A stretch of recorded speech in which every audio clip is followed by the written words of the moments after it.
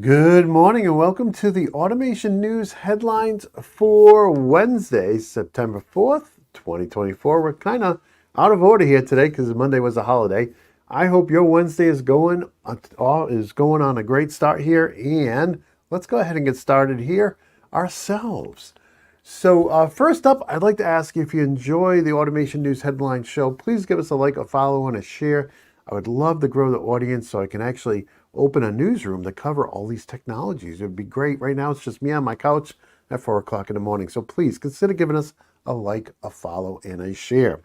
With that said, our first news story is from Endress & Hauser. They just completed their modernization of their Greenwood campus. You can see it right there. It looks beautiful. Congratulations to Endress & Hauser. They actually started back in 1974 in Beverly, Massachusetts, a couple hours from here. But now they just renovated their 62,000 square foot facility in Greenwood. So I think it looks great. Congratulations to Endress & Hauser. From there, we go to Inductive Automation. They announced some new partners in their partner program. What I thought it was interesting about this is some of the companies they partner with, I did not think they would, they weren't the ones you would think of, right? So in any case, one's an analytics company, one was into wireless solutions, one was into cellular routers, and so on. So congratulations on the new partners, Inductive Automation. From there, we go over to Siemens. They announced a new release of a new fail-safe analog input module for the S71500/ET200MP line. This is an FAI, so it's AXL 0 to 20 milliamps. Okay, so this has heart, it's a fail-safe, and 8 analog in current. So interesting new product there from Siemens. And then over at Banner, they're talking about their new R95 quick and easily distributed I/O using this new product. This is what they call their junction box. So this supports M23 type connectors and has 8 inputs. So you can put 8 I/O on there. Now this is teamed up with their new M23 cord sets. Now these come in both 19 and 12 pin. And if you're using a 19 pin, you can get up to 8 amps. If you're using the 12 pin, you can get up to 4 amps.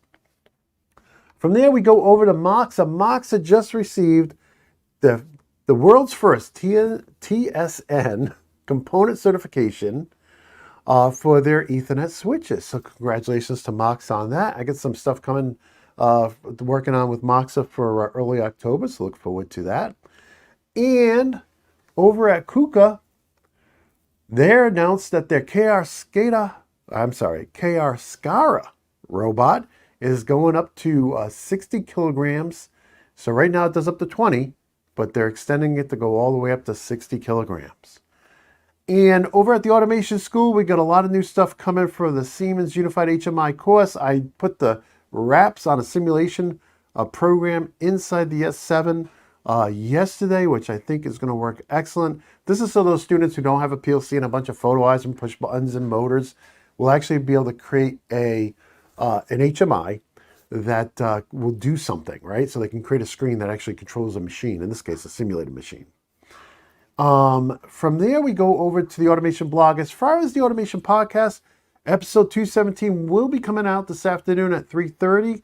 I got to do my bumpers and do some other things to it, but it will be a major industrial automation manufacturer who I had on the show. They did not have anything in their budget to sponsor the editing and make it ad-free, so the audio will be free to everybody. The video will be members only.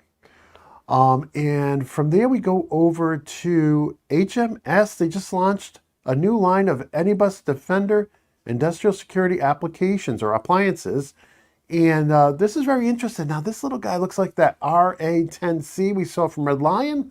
I also talked about Red Lion about coming on the show to talk about Flex Edge. But in any case, very interesting line. I'd love to get somebody from Anybus on. I should say they have an open invitation to come on the show to tell us about this line of products.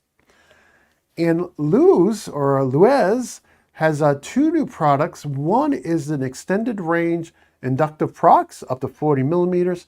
And the other is what they're calling power pinpoint LED photo eyes. Both very interesting products. And finally, over at NOAA Drive Systems, they're talking about their max gear drive units. and the applications you can use them in. Now, if you're, one more thing, a new article I included. I usually don't include the blog articles in the headline show, but I really thought this was interesting. You got On Logic's here partnering with Guys AI, Intel, and Red Hat to bring you solutions. Now, what I wanted to say is if you go over to theautomationblog.com, you will find every link I talked about today right there on this morning's show. You're going to give me about an hour after the show is over to do all the post-production, but you will find all the links there. I will put a link in the show notes here so that you can get over there to theautomationblog.com. And I would like to ask, please, if you enjoy these episodes, give us a like, a follow, and a share, because that's the only way we're going to grow our audience and maybe actually get some professional news reporters in here to do the news with me. So in any case, I just want to thank you for watching. I want to wish you all good health and happiness. And again, if you want to get the full show, you can join over at theautomationblog.com or at YouTube and get all the member-only videos. With that, again, I hope you all have a great day. And until next time, my friends, peace.